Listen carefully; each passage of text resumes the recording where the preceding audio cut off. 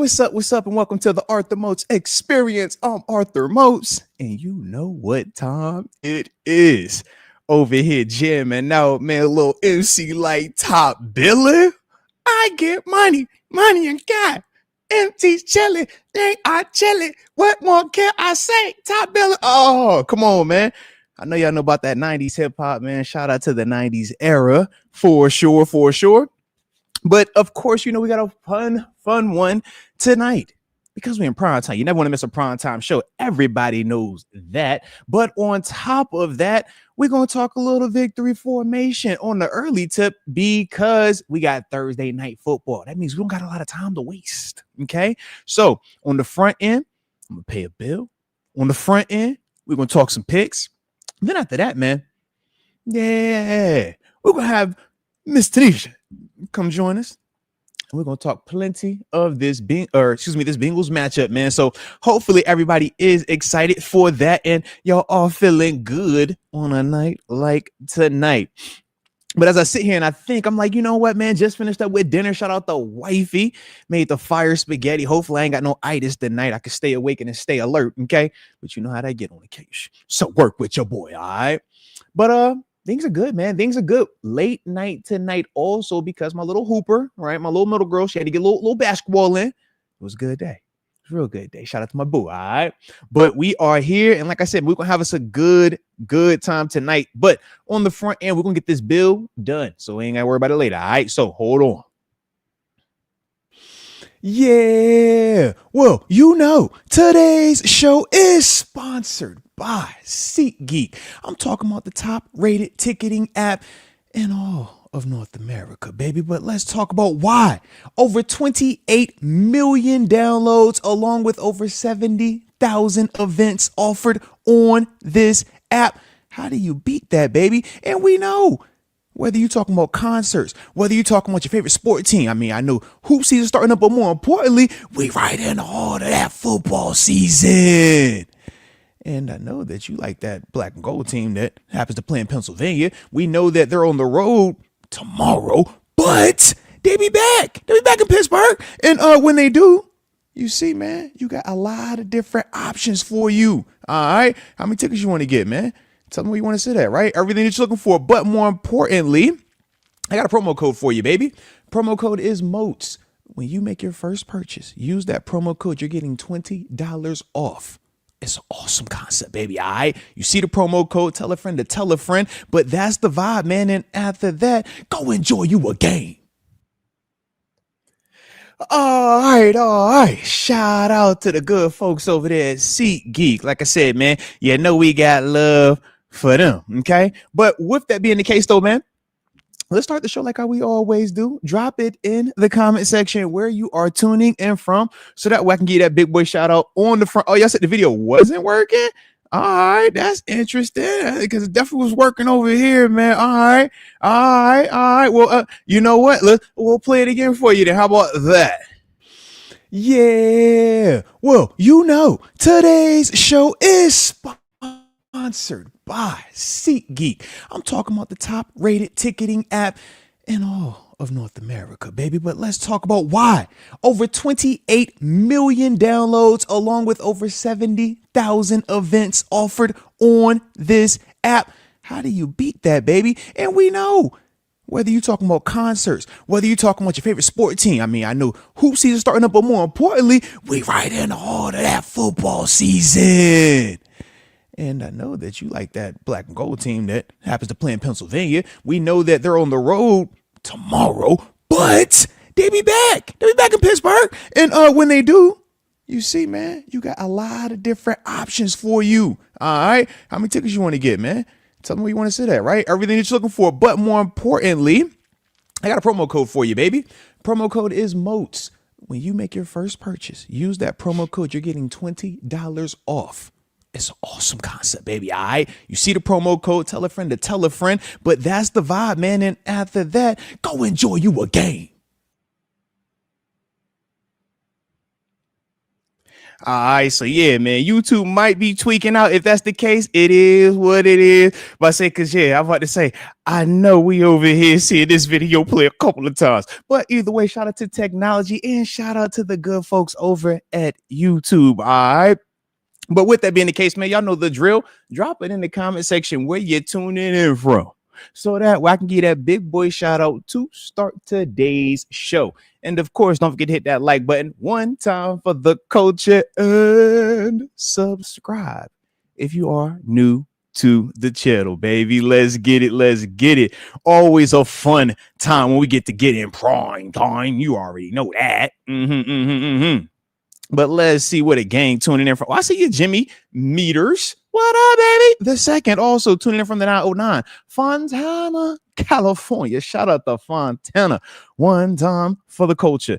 Of course, the homie Michael Hyrack. I see you all the way in the 724 Mount Pleasant, Pennsylvania. Salute the Mount Pleasant. If you know, you know. Of course, we got the homie all the way in Hollywood 931 in the 931 Columbia, Tennessee. And he says, what's good, Most? Well, salute to you, man. Hope all is good in your neighborhood.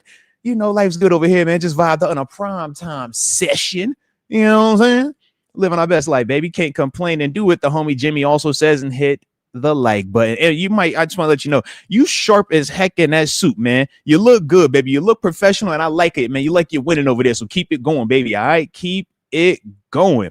The homie David Decker in Rochester, New York says, happy Wednesday. And he said, had a hard time getting the video up, but now it is up. And let's go. And what up, Buzz down in the Yay area? Every the Yay area. No, I got love for you out there on the west side. Of course, to you too, Wendy Johnson, the 562, Long Beach, California. Make me want to bust out one of them Snoop Dogg crip walks every time I see the LBC West Side. All right, so let's ride. And of course, I see you, Tom Jaden, Seaside, California, making tacos and rice as we speak. See, over here, you know, here on Nominee and Western, we like to do the tacos on Tuesday for the Taco Tuesday. All right.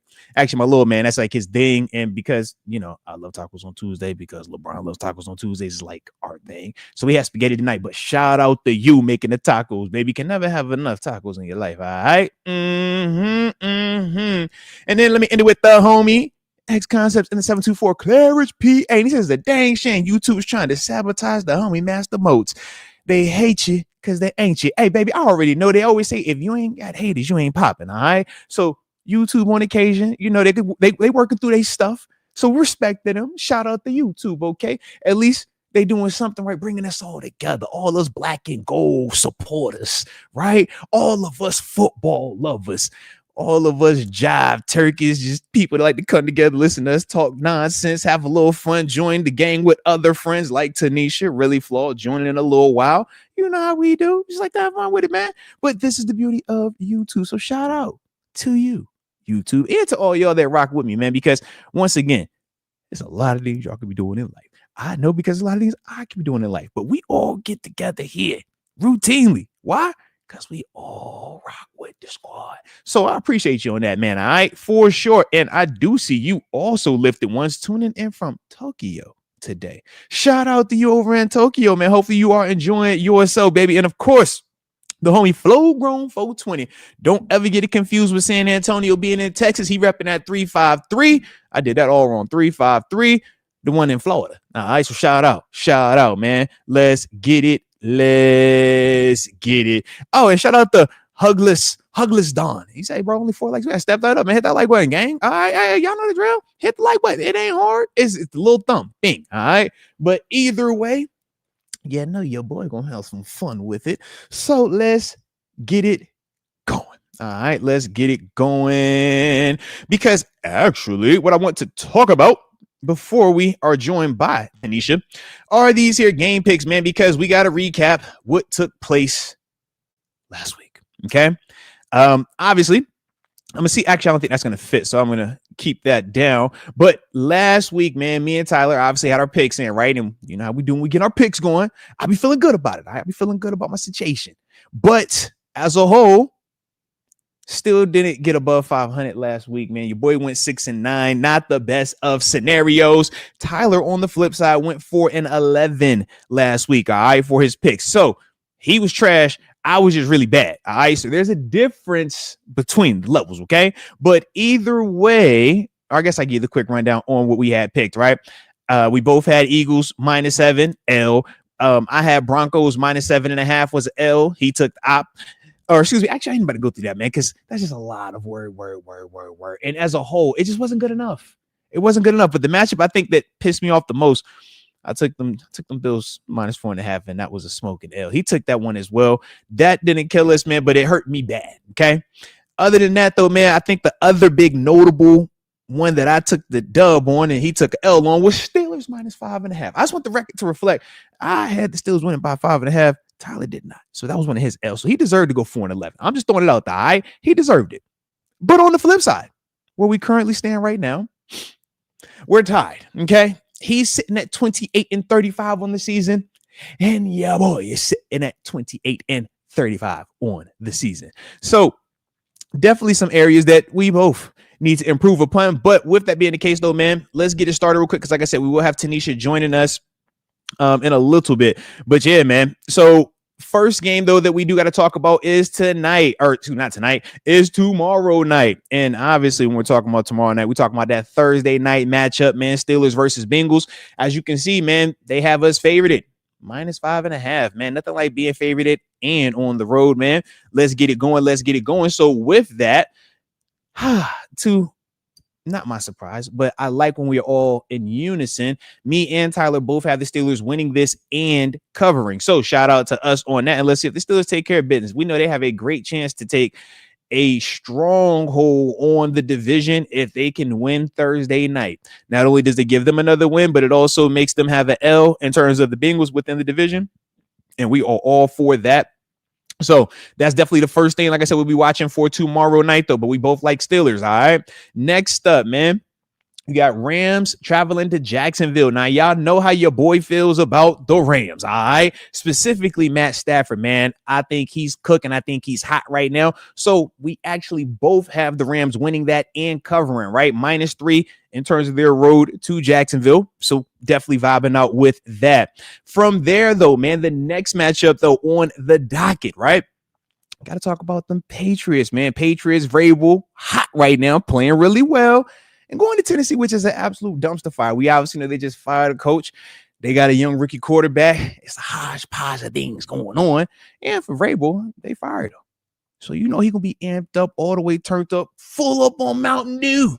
Ready to get after it, man. So I like the Patriots to actually win this and cover -7. That means they got to win by at least 8 of them things, all right? Because 7, we ain't trying to push. We want to win and get that moolah with us, all right? Now, on the flip side is this. Tyler doesn't believe in the Patriots.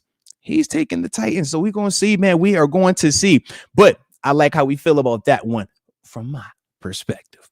Next up on the docket, though, man, we do got the Eagles, who are coming off of an L. And they got to go to Minnesota, right? We know the Vikings, man, they've been up and down. McCarthy potentially making his way back. We'll see with that. But they have the Eagles favorited on the road, right? -1.5 points.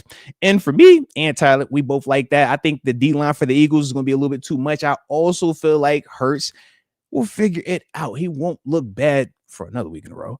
I think that as the veteran squad, they'll get that thing done, win and cover. So I do like them to take care of business there. Probably win by 3 points if we keep it at a buck. Raiders traveling to Chiefs. Chiefs are getting 11.5 points. Now, y'all know I've been cold on the Chiefs. But the Chiefs had beat, a weak Giants team. Turned around and beat a questionable Ravens team once Lamar went down.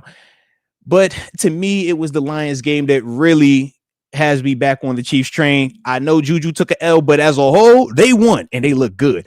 So I actually like the Chiefs to win this and cover 11.5. I think they win by 12 or more. Let me get the Chiefs on that. Tyler is taking the conservative approach.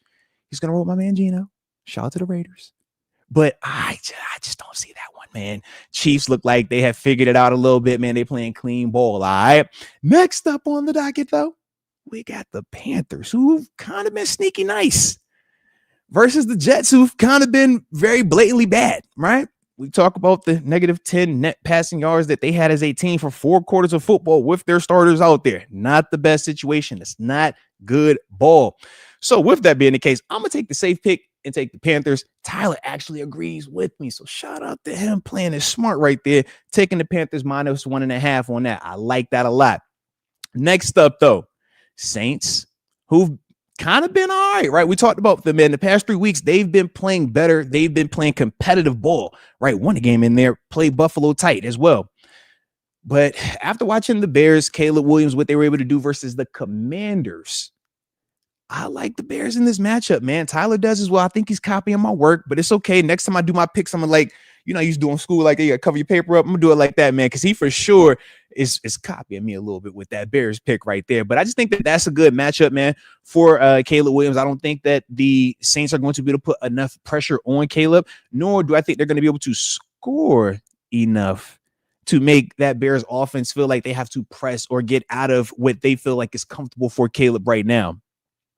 After that, though, man, Giants and Broncos. Now, Broncos home favorite at 7 points. Nice spread. Jackson Dart, Giants, Scatterboo, they playing a little decent. They looking a little high, but I don't buy it. I'm rolling with Bo Nix. I'm rolling with my man Sean Payton. Give me the Broncos -7. But Tyler, on the other, he's sticking with his New York roots. He going with them Giants. He's liking the young guys over there. I'm not sold just yet. Okay, I know it's exciting, but I don't believe it just yet. All right, call me a hater. It is what it is, but I ain't going with it. All right. Next, and Tom J, don't come with the nice spread. All right, you know what I meant when I said nice spread. Can we keep the family friendly? Y'all know we're gonna have TaNeisha on here in a little bit. All right, just give me a sec. Give me a sec. Jeez. But like I said, Tyler is rolling with the Giants. Now, next matchup, man, Colts traveling to the Chargers. Only a 1.5 point spread. Also, Chargers favored at home. But for some reason, I like Indiana Jones. I know I should roll with Harbaugh. I know I should roll with Herbert. I know I should roll with what I know, my dog, Bud Dupree and company. I know this. But give me Indiana Jones on the road. Let me see if I should continue to believe or not. This will be the game for me that lets me know if I could trust in Indiana Jones. Okay. So I like the Colts +1.5 or +1.5. Tyler is taking the Chargers in this matchup, though. All right. So let's make sure we note that he don't believe. We're going to find out, though. He should believe, but it's all good. It's all good. Couple more picks. After that, man, we got Packers traveling to the Cardinals. Now, with the Packers, we obviously know, man, they look good. They won convincingly versus the Bengals, the same janky Bengals team that we're about to see. But, let the alum in me show. Let me, I don't even know if a Cardinal sounds like that, but all right, I'm with the Cardinals, man.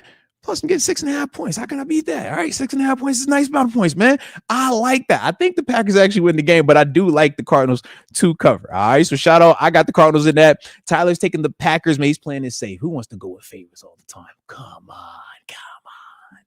But after that, man, Commanders versus Cowboys. Now, this is an easy pick for me.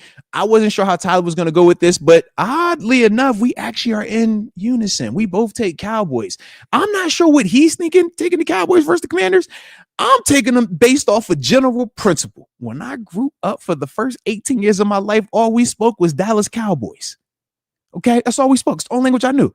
So for this to now be, let it live. No, we won't do that. No. So I'm rolling with the Cowboys in this. And then let's get to these final ones, okay? Because we got a primetime matchup, Sunday Night Football, Falcons at the 49ers. We both rolling with the Falcons, man. We both saw them and what they did to the Bills.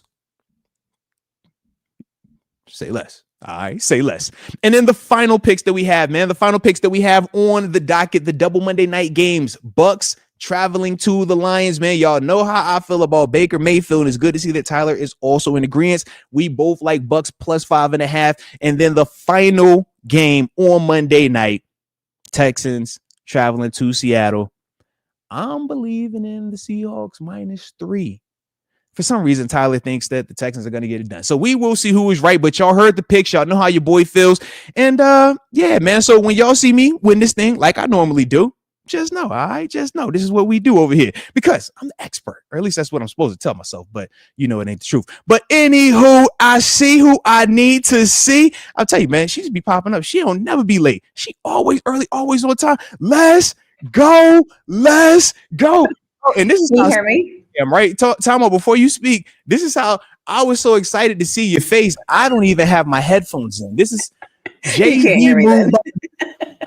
I can hear her. She's laughing now. She's laughing at my pain. All right. I was so excited to see. I was like, yo, TaNeisha. All right. Usually you like tell me, I'm like, here I am, like writing an email, and I pop up on screen. I'm like, hi. I look, because as I got down to the bottom of these pics, I looked and I said, hold on now. That's a video. That's TaNeisha. She's actually here. So and she's here funny. like here. I said, oh, no, man. We got to get this thing rolling. Let's wrap it up. So we got the pics out the way, but you here now. It's time. It is time. I didn't even get, listen. Okay, we're live, but let me comb out this hair. I mean, usually there it is. There it is. And I'm like, okay, let me like get ready for the camera. This time you're like, bam. Like, hey, look, are you ready? So I'm gonna do the intro, and then I'm gonna tell you why I didn't do an intro. All right. So, ladies and gents, y'all know I said it in the warm up. I said it in the intro. I said it after we had to replay the ad twice because YouTube was acting janky. It doesn't matter. She is here. We are joined right now by the lady that you see very frequently on this channel, whether we talking about our Turn Up Tuesdays or sometimes we have therapy on Tuesdays. We ain't had that in a while though. Okay. You also see her on traditionally Thursdays, but tonight she's making a primetime appearance on a Wednesday show for Victory Formation. You also see her with her game recaps instantly on the channel, where she's like, the passion. All out raw, letting them know how she really feel about it. And then, of course, even on her channel at Really Flowed Football, she's cooking up everything that you want from Texas, Colorado to Pittsburgh and everything around NCAA and NFL. So I'm talking about the one and only Miss TaNeisha. There it is. Come on now. I got you. Look at myself. I got you. Sure I'm like camera ready. The other thing I will tell you also is I was going through my email and I was like, where's my are you ready for this? So check this out. Thinking skills and let me find the link. Yo. Yeah. So it once again, right? Technology's acting. I have the full breakdown on all of this, man. I had the link ready. I know we talked about it before, but over communicate. I'm supposed to send this link. I get it in here and I started typing on this computer and it starts acting janky. So I'm like, you know what? I get it. And it's freezing, but we back. So that's all me. But I'm glad that level person. You feel me? Because like if you was just like a regular old person, if you was regular like us, you would have been over here like, oh my God, I don't know what to do. And we wouldn't have had you on. But since you got a PhD, you high level, your ability to critical think, to handle adversity, to stay calm. You know what I'm saying? And go through your resources. Like that's, in NFL circles, they call those people force multipliers. I don't know if you know this, but that's what those are the ones we like. Yo, it don't have to be right, and you can still be great. Like we can have a turnover, but you can still get a sack. Hey man, I know the pass rush ain't good, but you still a lockdown corner. You can force a fumble. Like you're a playmaker. That's what that is. So I appreciate you being a playmaker. If that's what I need to do, okay. I'm just doing my part. I signed in and I was like, oh, okay, let me go to the link. Yes. Then I was like, that was so there isn't a link. Like, let me like re-find it, redo it. And then I knew you were going live. And so I was like, let me see if I can tune into his screaming. And then I will know that everything is still a go, but I didn't even get that. And so it was bad. It was bad. All over me. It was all bad. And you're familiar with how StreamYard works. Yeah. I've uploaded images and then I close it so it goes away. And I'm like, oh, I gotta redo this. It was all bad. It was all bad. Okay. So like I said, man, that's all me because we don't seek comfort, we seek solutions. I'll be better next time. That's all I know. I'll be better next time. All right. I love it. Locked in. And for everybody that's here, yes, YouTube is acting crazy on our end too. Like, yes, I'm trying. I've been trying to upload a video. since earlier today. So it's not me. Okay. No. It's acting crazy for all of us. It's acting crazy on like the creator side and uploading things, and it's acting weird for the viewer as well. So we might be going like, and it might be stopping and going, but hey, we're talking. We're here. We making it work. We're going to power through it because like we said, we got a game tomorrow. It's rare that we get Thursday night action, but we got Thursday night action. So of course we got to break it all down. We got to talk about this. So let's get it going. It's victory formation time. So y'all know to hit the like button one time for the culture. Don't forget to subscribe either if you are new to the channel.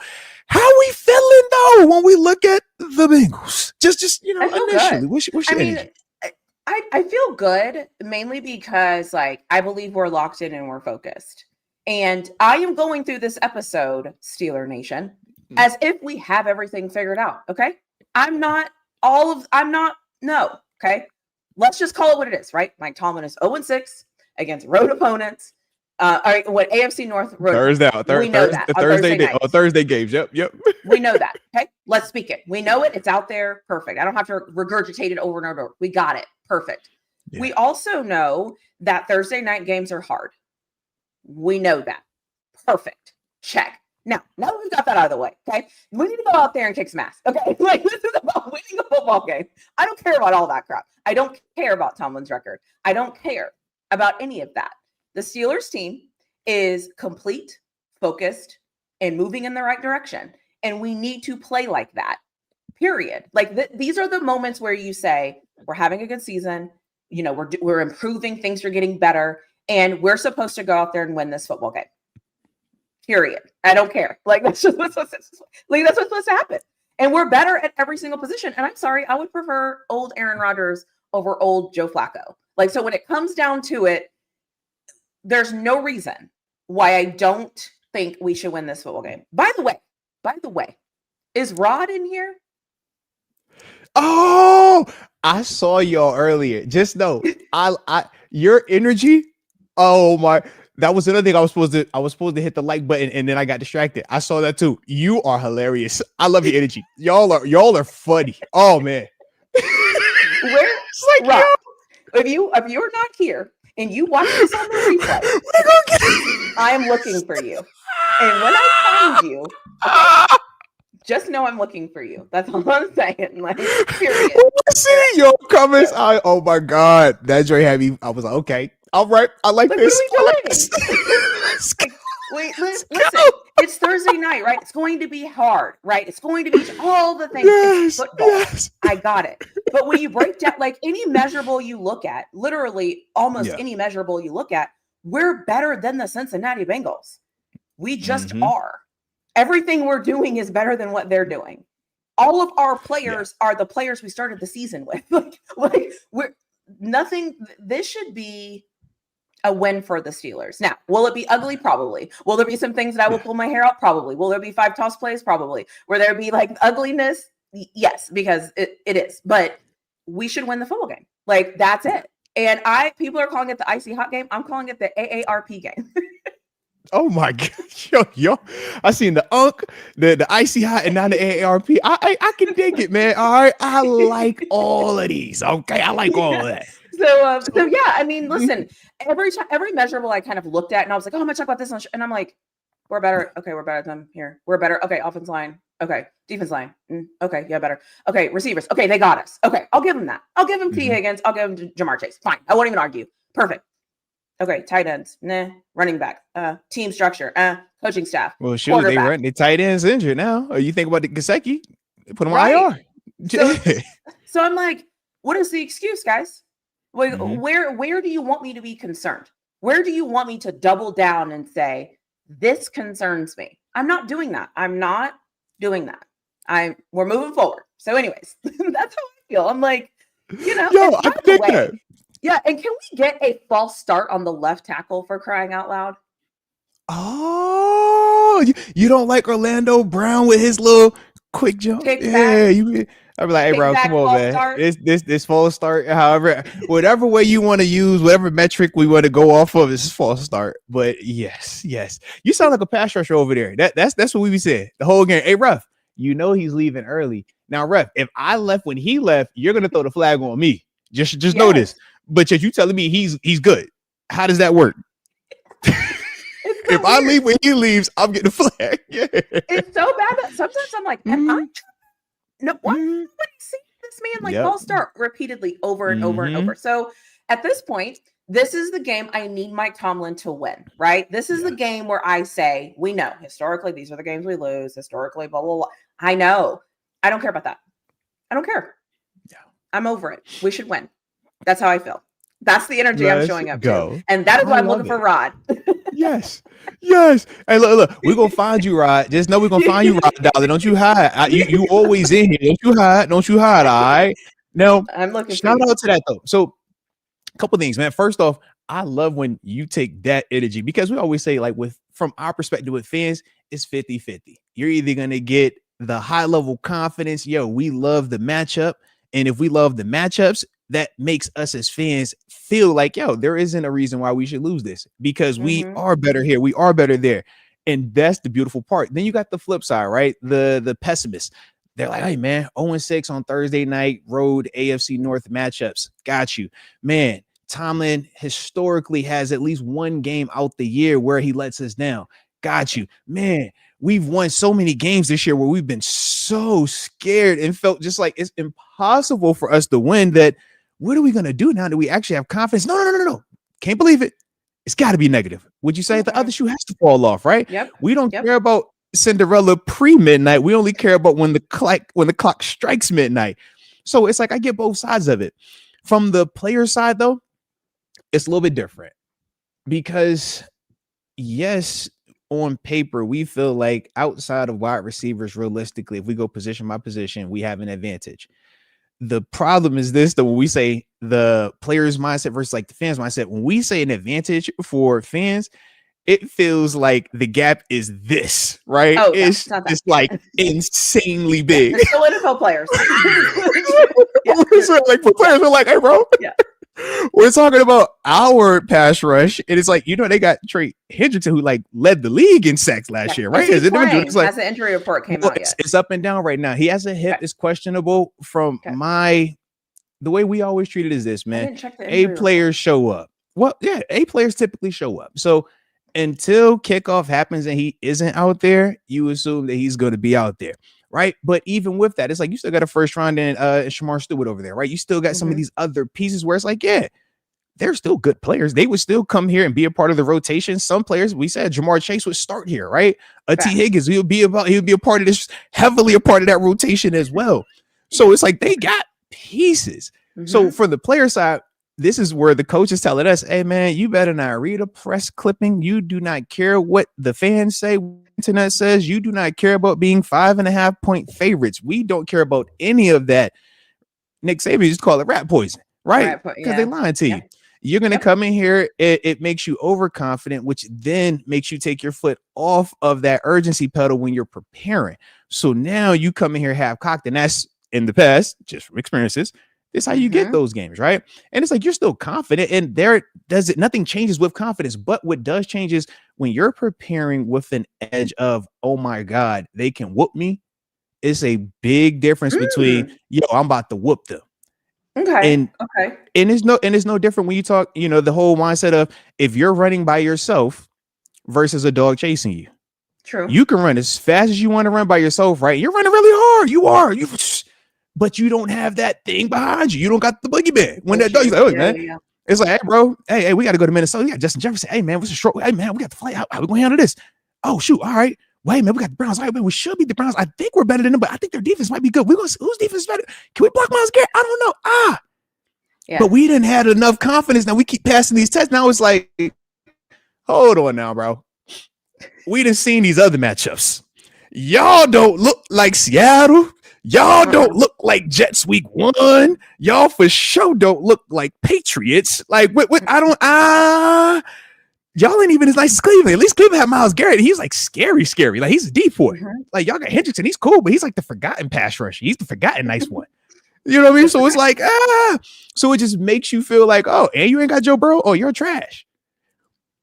So that's the edge that you got to have to defeat. You have to work against that. And it's tough. It is so tough because human nature is real. We all deal with that. It's so real. And that's why you'll hear Coach Tom, and even when he talks about these teams in press conference, he hypes them up so much, right? Fans be like, why is he talking about the Bengals like they're about to be Super Bowl champions? Because he's not just talking to the fans, he's talking to the players. Hey, listen, man. Listen, they're gonna try to run this football. Why? Because if they can run the football successfully, that creates one-on-one matches for these receivers on the perimeter. If they get one-on-one, they feel great about their wide receivers versus any of our corners. Yeah, that's just the reality of it. The only way they get to that is by running this football. So now we look at Killer Cam Hayward and Derek Carmen, and we say, yo, y'all either gonna have the games that y'all supposed to versus two ducks in their lineup, because I don't like either one of their guards. The left tackle is another one of them, right? We're gonna get on them, but it's like, yo, it's either y'all are gonna make this look the way it's supposed to, or y'all come in here half cocked. Hey, I'm a little injured, or it's a short week. You making excuses, and now they running this football on you. It's like kind of like. So everybody get your mind out the gut. I know most people want to take it to the sexual realm. I know, but when you say it, it's like whoa.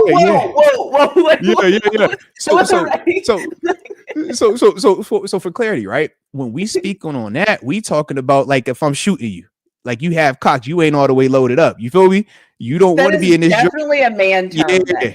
1,000%, yeah. I don't know if any of my girlfriends No. So think of it like this, right? So for example, right, if a guy's talking to another dude, and he's like, yo, I'm about to empty the clip. It's like, yo, I'm about to every bullet of his, I'm out. Like, I'm not coming home with a bullet in this clip. Now you talk to a dude and he's talking to a young lady and he says that, it's like, hey, bro, that's a way different conversation, way different connotation. You catch what I'm saying? Okay. Because at first I was like, whoa, what are we? What is that? Yeah. So that's why, like, so like the unspoken rule with football, because there is so much when we talk that can either sound sexual or can sound the inversion of sexual, right? Homosexual. It's like, yo. We say everything that we say, we're locked in is football. That's what we just say, we're here, right? You remember this? You seen Bad Boys 2, right? You seen Bad Boys 2? Yeah. Okay, you remember they in the little TV store, right? And they got the hey, yo, man, you talking about my mom's this? You talking about that? Hey, put it in the box, right? We don't speak on this. We just throw it over there. So we treat anything that could be any of that. We just got it. Okay. It's just crazy too, because it's just different, like the way that men talk and the way that women talk. Like girl group, like we're never gonna say that. That's just not something that I would naturally say. That's how there is so much that we say it. Think about this: like a dude gets beat, he's like, "Hey, bro, he was dog walking, or man, you raw dogging it? Don't raw dog it. They put some gloves on." You're right. Because like we're just talking about why don't you have gloves on your hands? Put gloves on your hands, which I would never say that. Yeah, but shout out to. What do they say? Boys are from Venus, girls are from Mars. Or girls from Venus, boys from Mars. That's what they say, right? So there y'all have it. All right, there you see. And then as you said that too, I was like, did I misunderstand the word? Okay, and I like words, so I'm trying to make sure that I'm following the conversation. Okay, it actually makes perfect sense. Actually, what you're saying is actually this is the funny part, right? And this is the funny part, right? Because I'm over here and I'm always so like locked in when we talk. Like I don't even think like this, but now that you done broke my thing, I'm over here sweating. I'm like, Lord, man. I was like, yeah, I agree. Then you're because you were so serious when you stopped it. You was like, what does that mean? How do we what? And I can see your face too. And I'm like, oh, no, it ain't that. No. I was like, and then I'm like, okay, we're live. Like, am I tripping? He just said that. Okay, I didn't understand what we're talking about. So it's a lot. Nod my head correctly. Okay, it's a lot. Okay, that's why we just let it ride. We just let it ride. Shout out to y'all in the comment section because I see y'all dropping some of them as well. Like, because y'all know, y'all know how it is. Okay, y'all know how the game goes. This is why we don't play the pause game. We just leave it alone. We just leave it alone because it's a lot. It's a lot. Correct. We aren't saying no pause or any of that. That's crazy. Like we're grown. Like let's just talk through it. We can work through it and we move on. What they say? We're mature adults. That's what we're seriously. Like we're not doing all of that. Well, I'm glad that I stopped you because for a minute I was like, what is he talking about? Like because I'm like, I was getting it. You know, like don't like measure your expectations. Remember, they're so good. We're in the NFL. Like I was feeling it, and then you said that, and I was like. She's like, hold on. I don't know what you said. I don't know what that means. So I got you. And look, that's why I appreciate you stepping in. All right. So I'm gonna pick back up. All right. So we can't overlook them or come in a little bit less than 100% ready and all the way, preparing with urgency as if we have to be 100% ready to go fully into battle with them. We can't show up to the battle halfway prepared. Okay, we need to be 100% prepared from a football context for the physical element of tackling anything that may or may not arise that could affect us from a mental perspective as it pertains to the game of football. Get it. Okay. I totally understand now. I totally get it. I don't know why I didn't think of that. That makes a lot of sense. Okay, so there it is. Yeah, I get it. I totally get it. Yeah, I totally understand. But honestly, though, that's like later today at some point, I'm gonna have to say that. Like in some situation, I already know. To implement that in my vocabulary. I could already see it. It's almost like when you tell a child something, he's like, "Yo, don't say that now. Don't repeat that now." All right, and you're like, "I know they about to say this thing. I know. I hope you say it on video so I can just see your reaction because I want to be able to see it when you say it. All right, because I just know you're gonna be like so. Did you know what's happening? Okay, wait. And now I'm censoring the word as if it's a bad word. I'm over here like half. It's like, bro, I just said he's a half cock, man. It's your fault, so man. Sorry. Like, it's your fault. You had a great thing going, and I'm like, what the hell? Alex Allgood gets it. Allgood gets it. Like, yo, man, I get it. We get this, okay? You don't show up less than ready, okay? Be 100% prepared for the battle. Okay? I got it. Okay. I will insert that word in my brain. Okay. Yes, there we go. Shamlin's not going to show up halfway. Okay, he's going to show up full way. Yes. Okay, got it. He's going to show up 100% ready. Okay, everything that needs to be prepared, he's going to be prepared for it. No stone unturned. All right, that's the vibe. But you got to have that approach because as the players, unfortunately, we know what those guys are capable of, and we know, I've showed up to stadiums and know that I'm better than a player. But we're not, like I said, talking about me being to the point that I can show up and play left-handed and be better than this guy, or I can show up and play, half speed and still be better than this guy, or if I have turnovers, right? This is how these Thursday night games get weird. I always think of that Browns one with the Myles Garrett, Mason Rudolph situation. It's like people focus on the helmet. It's like, man, we had 4 picks, 4 turnovers, actually 3 picks, 4 turnovers as a whole. And it was like, yo, this is bad business. And that's what you can't have happen. In games like this, Cincinnati is good enough. If you turn it over, they can stick with you. Yeah. So I feel like as I was kind of like thinking through this game and just thinking about what I've seen the Bengals do up to this point, it's kind of been all over the place, right? Because you have your quarterback, then you don't have your quarterback, and then you have a new guy. It's a lot. There's so much they have going on right now. Yeah. But the one thing that I've noticed is every game that they're in, it always just gets messy in some way, shape, or form. Even against the Vikings, they were moving the football just fine.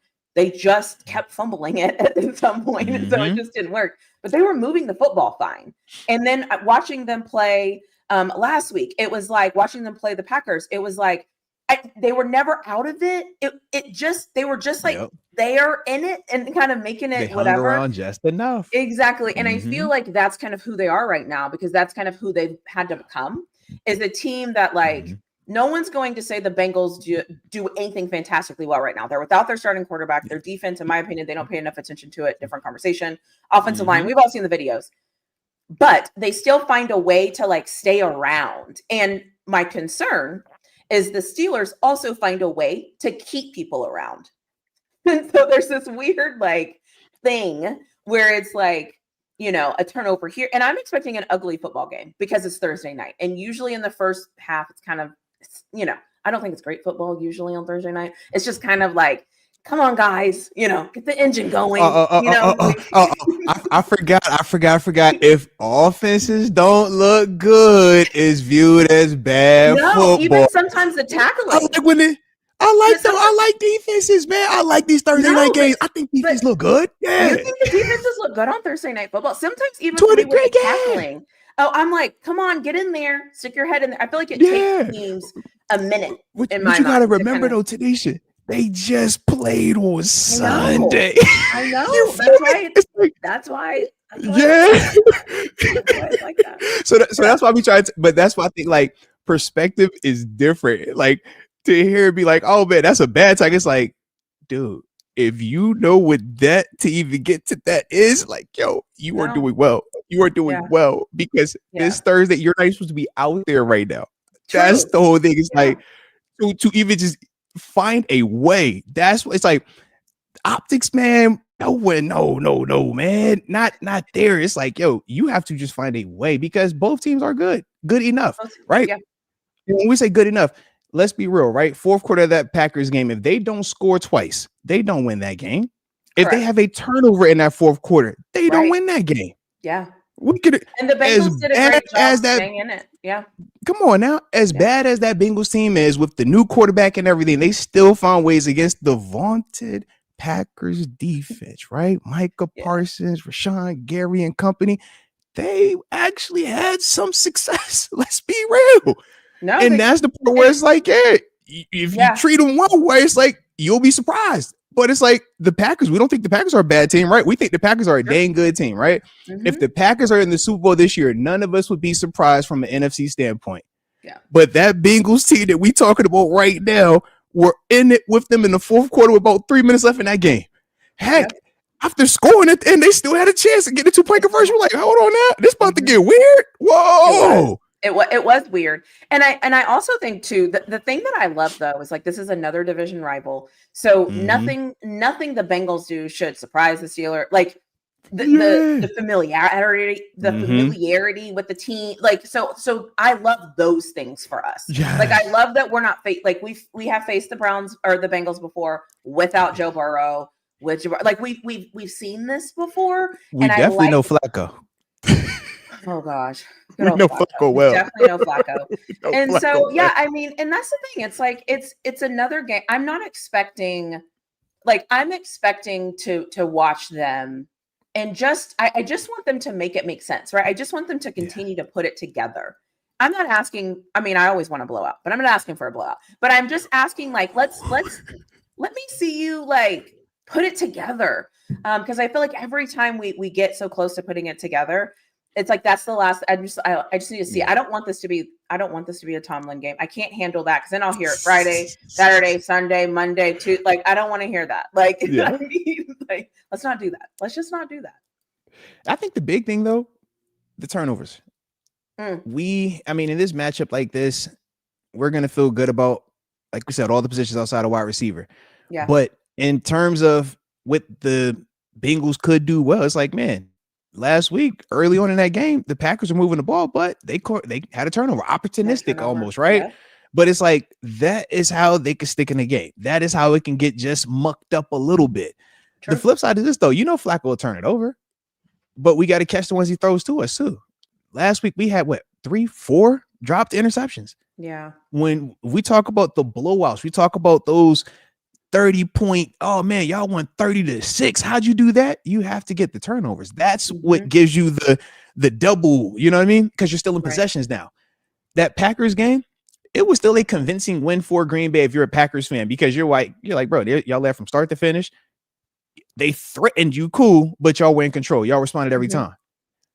If you were able to create more turnovers out of that matchup, though, they win by 2-3 scores. Changes everything. That's what we're trying to see. If we could force the Bengals to, and I think we will, largely due to our pass rush. I know the Packers have a good pass rush. Do think ours is better though. I think that the depth that we have at our edge rushers, we got more waves. I love us way more than I like what I see from Green Bay when they rush this Bengals offensive line. I think that that's the difference in terms of how we will be able to create some of those, whether we're talking strip sacks or where you force a quarterback to throw it into pressure. Right. And now you get the pick off of it. But I see that being how we create those turnovers. And that's how we get that space. Right. Yeah. Because we are better than them. We're better than them. Yeah. And we should win convincingly. We should. But that's the type of stuff that'll get us to there. Yeah. Now they on the other side saying the opposite thing. You know that. They over there saying, if we could just run the ball, protect it. If we don't turn it over and keep it close into the fourth quarter, make it get weird. Let's see if they can. Anything can happen once they get one score game in the fourth, right? Can Jamar Chase find a way to make a guy miss? You know he could go 80. That's what they're banking on. And that's what you can even see with Zach Taylor on the sideline. He's like, he's hyped as heck late in the game because it's close. They're not, it's just close. And he knows, if I can just keep it close, that's all I need, because anything can happen when you have that much talent on an NFL field in any capacity. Anything can happen. Yeah. So it's like, I just got to get it close. And our side is, we got to keep him at distance, man.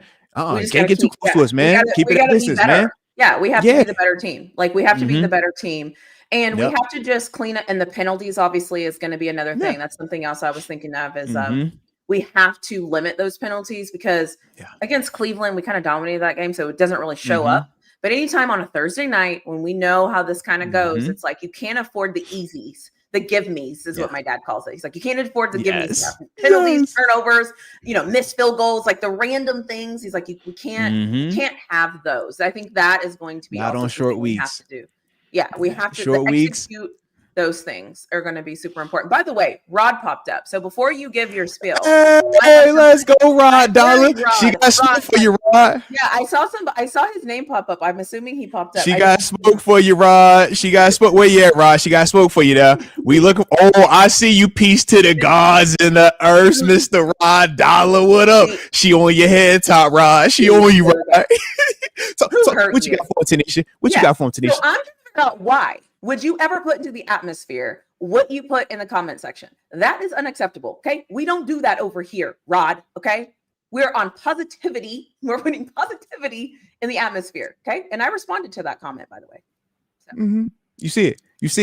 Are you finished with Rod? Are you finished with Rod? Let me know who hurt you after that. Okay. There it is, Rod. There it is.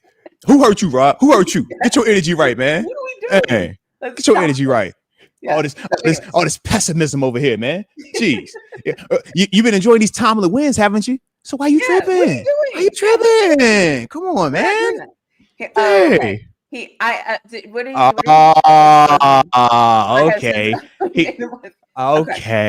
Okay. We appreciate you for that, Rod. Thank you. You just need sometimes you got to give them a little elbow. You know how that go. You know how it is. Sometimes we it's because we're dudes. Sometimes we need to just, you know what I mean? You hear how we converse with each other. All right.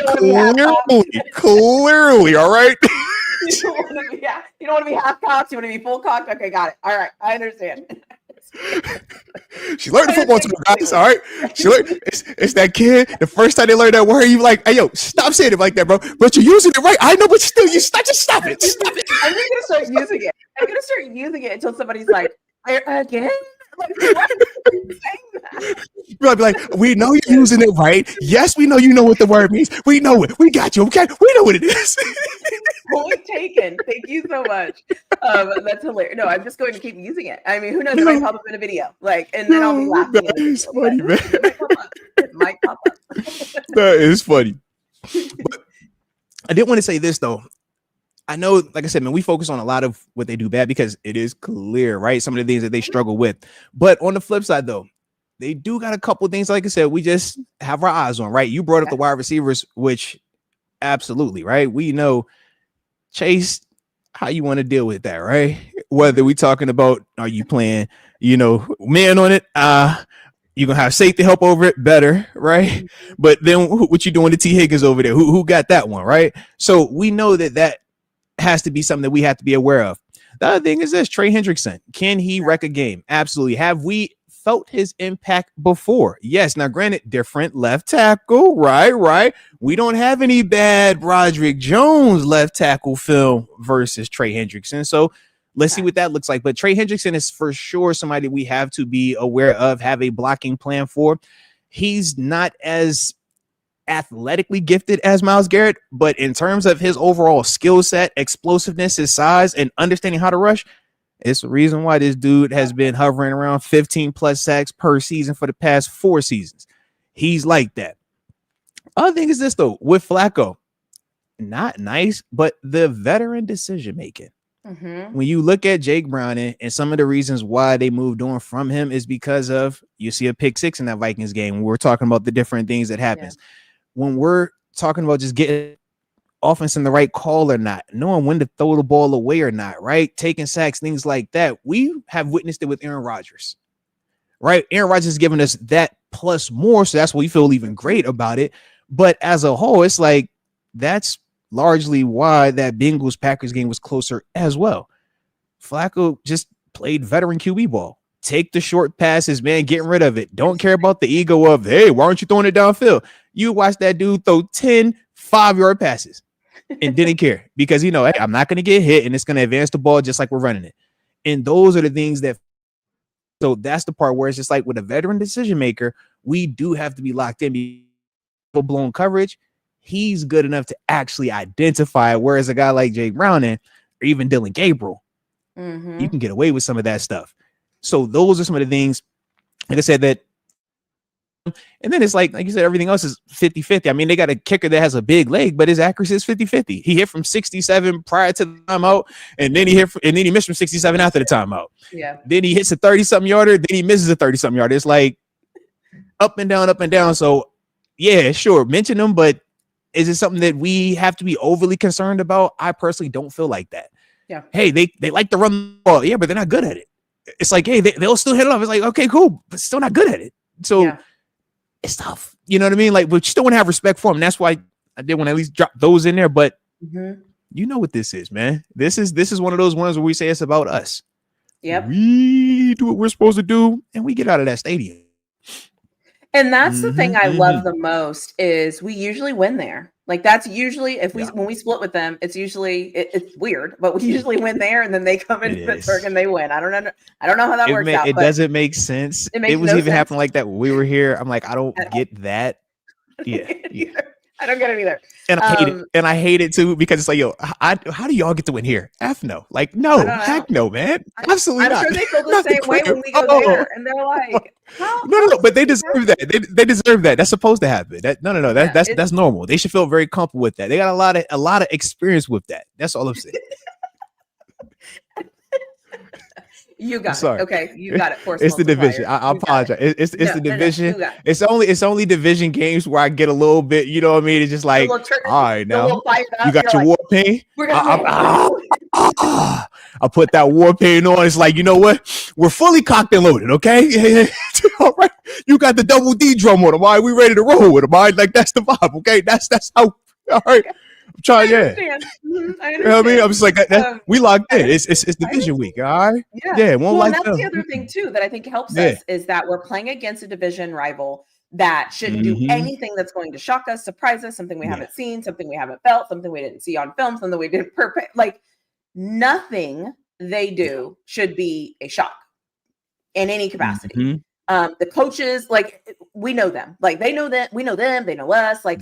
So that part, I love that because I'm like, okay, cool. We have more variables than they do because they haven't seen us with DK. They switched coordinators. We know Al Gordon. We know all that. Yeah. They haven't seen us with DK. They haven't seen an offense that throws the ball down the field.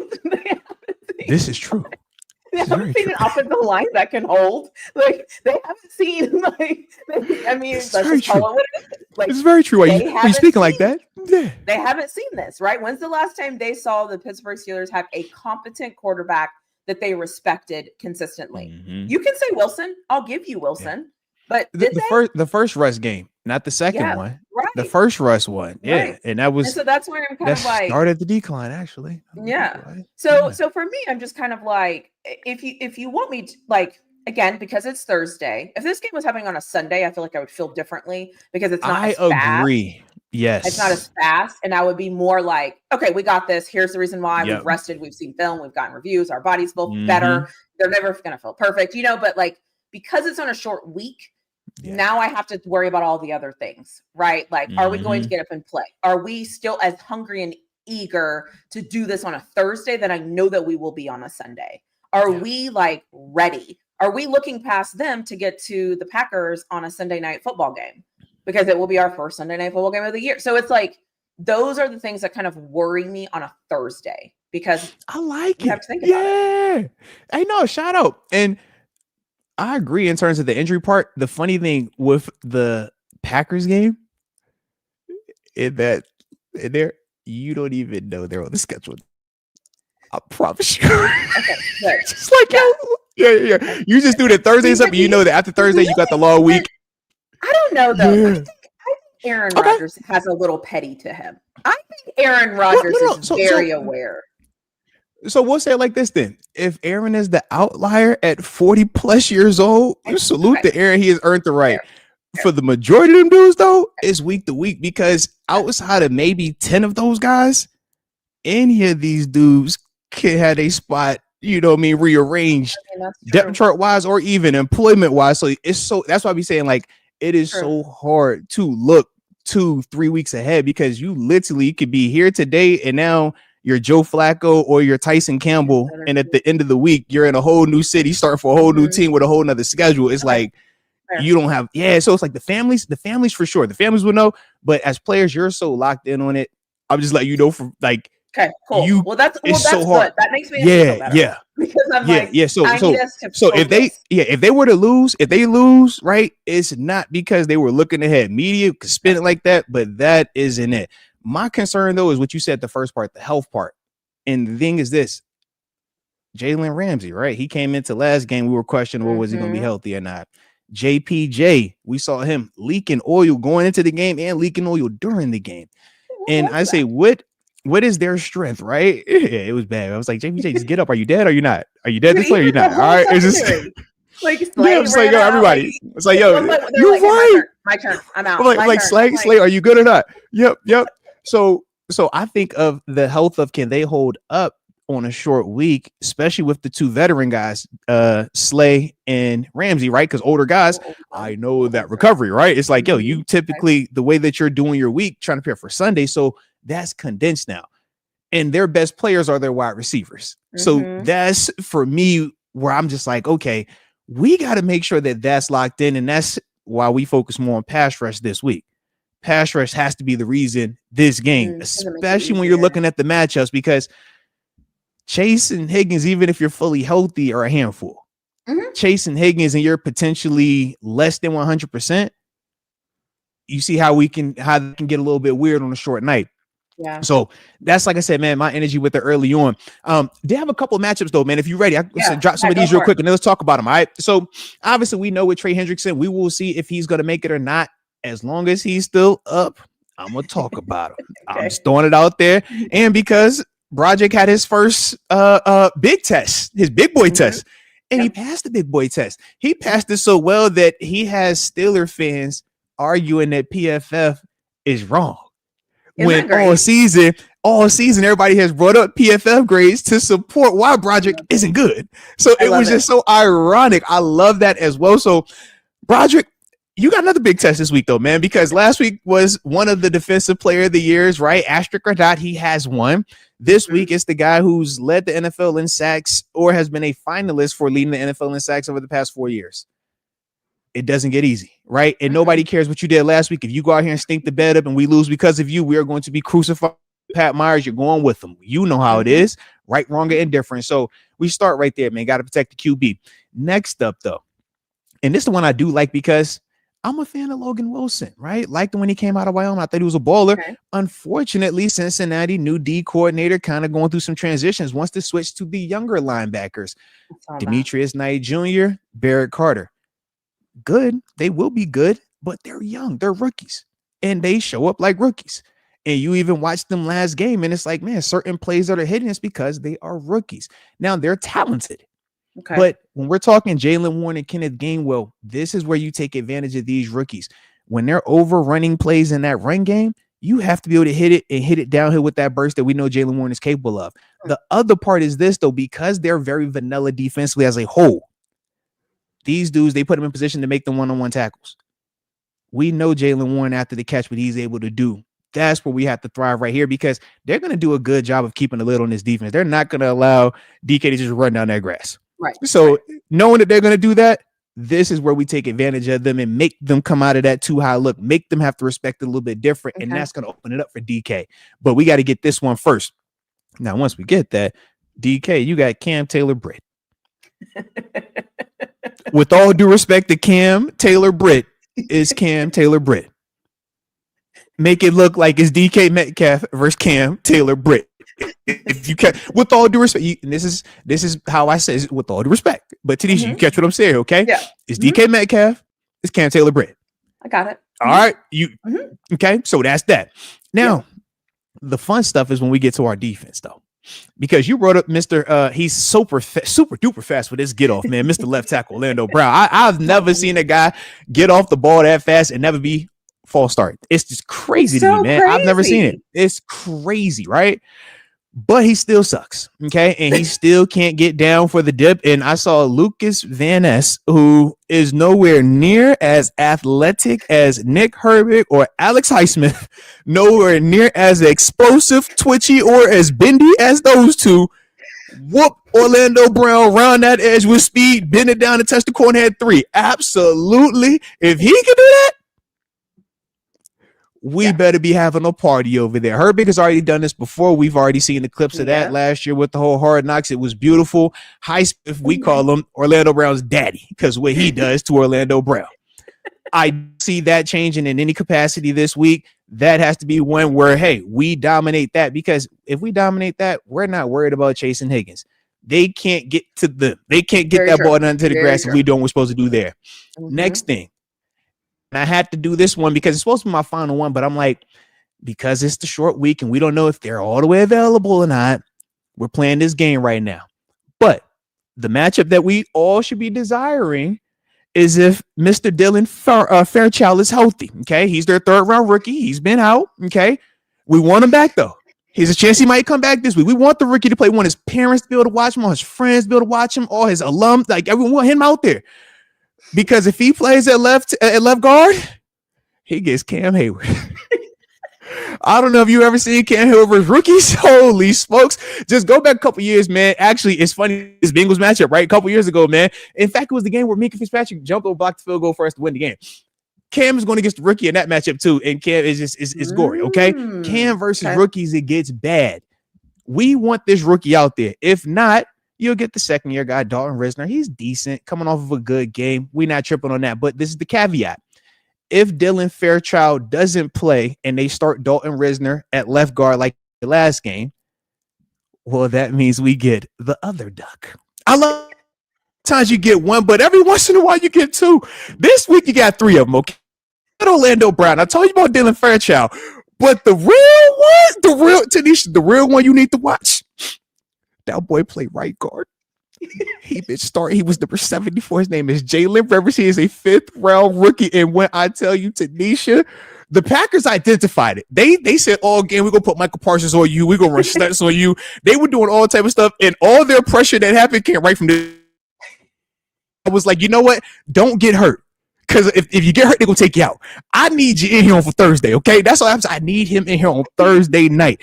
So, if Dylan Fairchild isn't out there, that means we'll have Dalton guard. That means we for sure getting Jalen Rivers at right guard, and that means we got either Killer Camp or Derek Carmen, whichever you want over there, all right?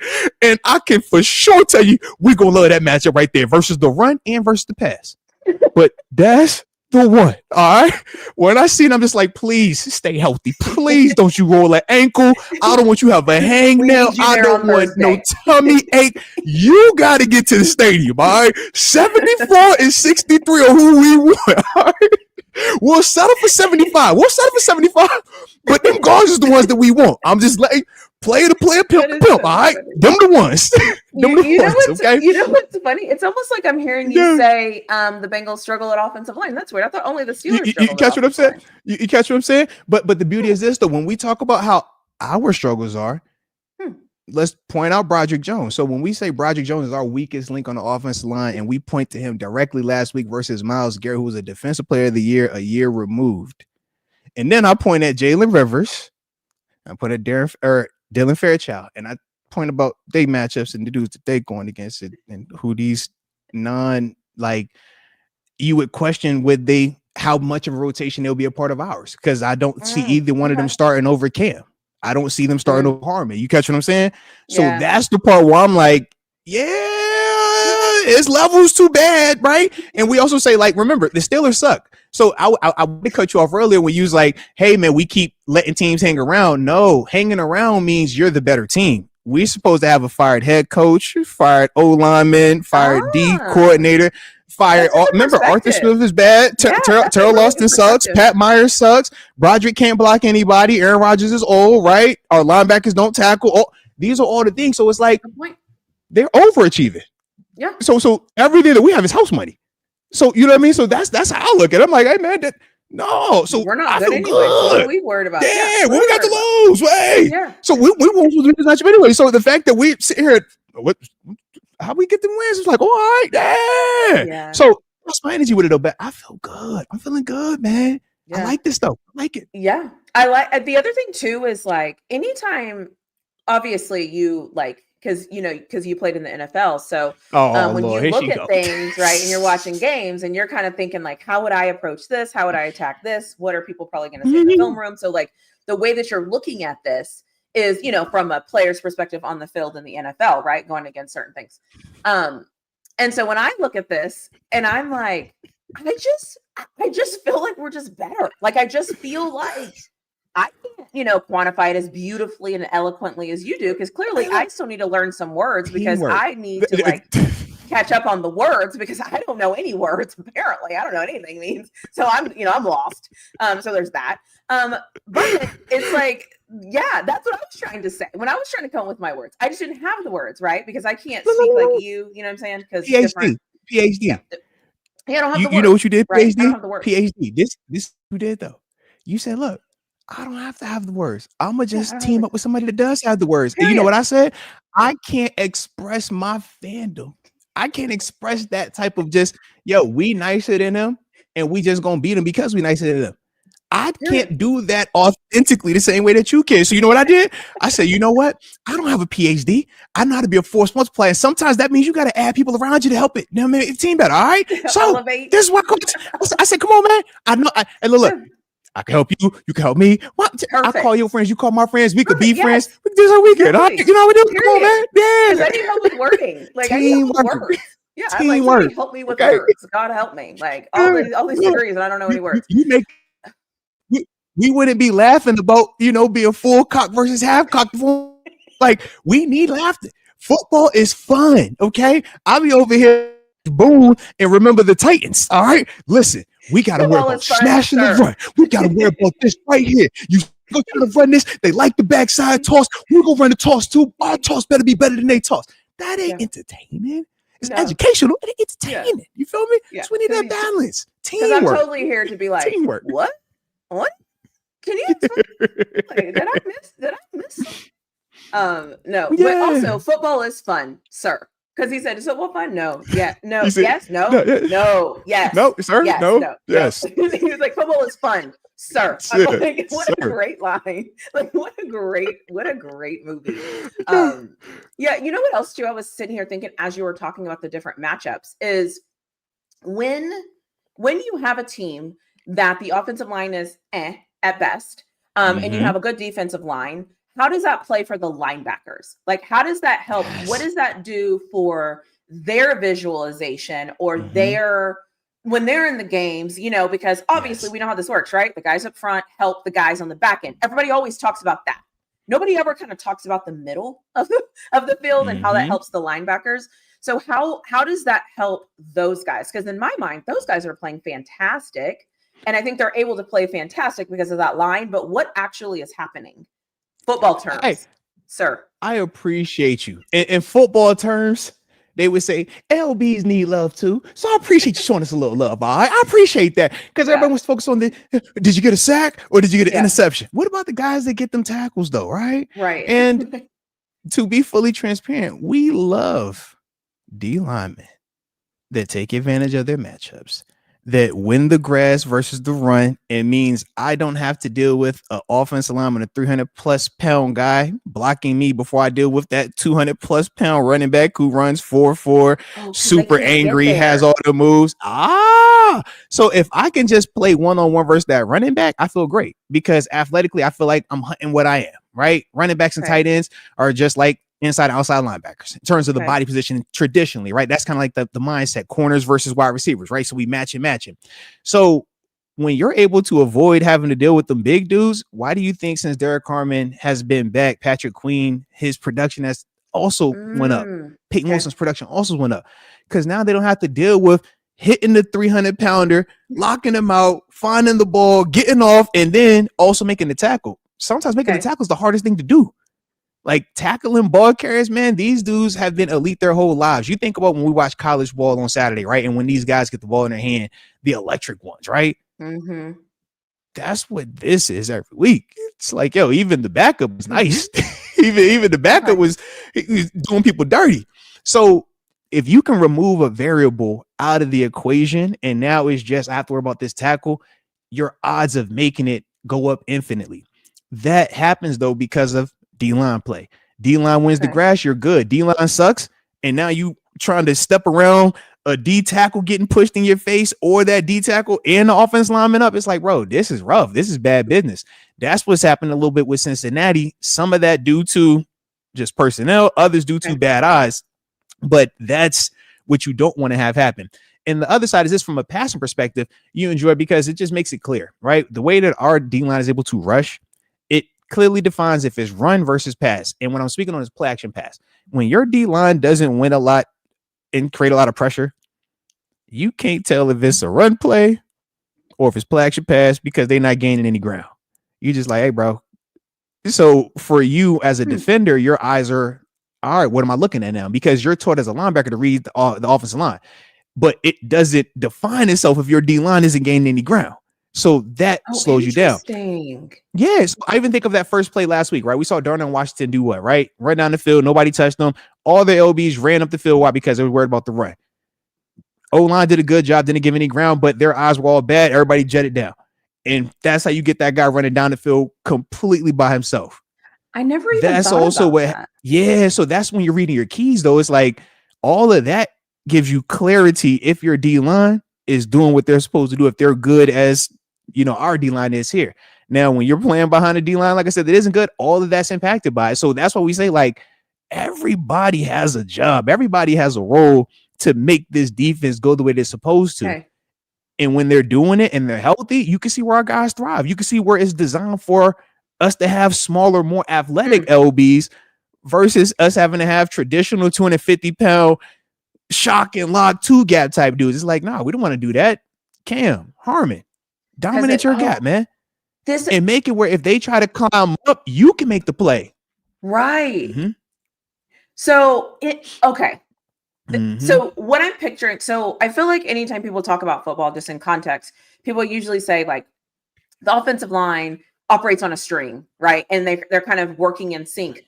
Mm-hmm. Mm-hmm. But I think actually the defensive linemen and linebackers also like, well, hold on a second here. Okay. So it's like, I get it now. I can actually see what you're saying. Yeah.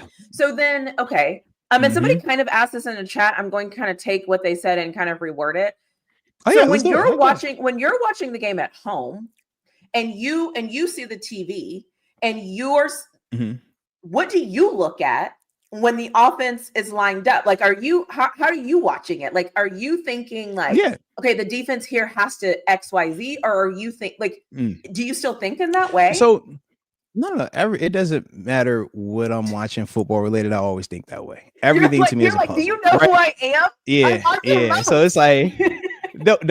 I ain't say all that. But as a whole, I'm always like studying because I'm a student of the game too, and I'm always feeling like the only way to stay current is to watch it as a student.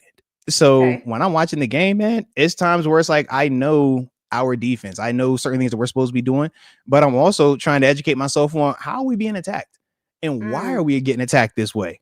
Because if I can understand why we're getting attacked this way, I can understand how to combat it. But if I don't know why they keep throwing this, then it's like, well, why are they doing that? So for example, right, you'll see when we run Tampa 2, and that's where we have our middle linebacker running the middle of the field, right? Patrick Quinn, he'll be running through in between the hashes, but away from where the pass rush is. And you're like, well, hey, man, why you got that little dude running there? And the flip side is it's like, okay, well, we're running there because we want to give them a look of cover 3, but kind of cheat it and play both ways with cover 2 as well, right?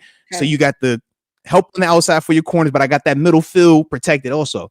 So the flip side is, how do you attack that? Well, when you have that tight end or that wide receiver lined up in that, inside slot receiver spot, if you can run him down the hash, you can essentially get a speedy wide receiver on an LB. And if you can even throw it over top of him, you can win that way, or you could throw the back shoulder on the backside of his ear and get him that way. But if you don't know why then you're always going to keep running. You're like, yo, why do we keep running? Why do you keep throwing it? And it's like they're doing it because that's the matchup. You either go middle of the field in Tampa 2, front side or back side, or you're trying to hit that whole shot, which is a little bit tougher of a shot because it's between the corner and that outside safety, right? In the sense of like how it's going to be bracketed. So that's the nerdy part of me. So I'm always watching the game like that. It's like, okay, what are we in defensively? What are my safeties in, right? And I'll just pick each play. I'll pick a different mindset. Sometimes I'll watch it as if I'm a safety. If I'm a safety, I need to know top down every time. What's my coverage? What's the wide receivers, offensive formation? Where are my eligible receivers at? If I'm watching it as an LB, what's my passing strength? Where's my tight end? Where's my 3 technique? Which gaps do we have? If I'm a pass rusher, am I in a 6 technique or am I in a 9 technique outside rushing or am I in coverage? Then sometimes I'll watch it from the flip side as if I'm the QB.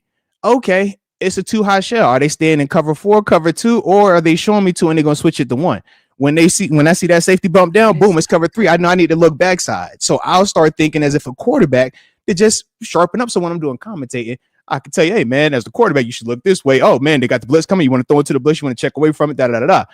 Then the same with the pressure. It's like, okay, O-line, I need to know pressures. So are they slide protection this? Like everybody's going to this way? Are they one-on-one in this thing?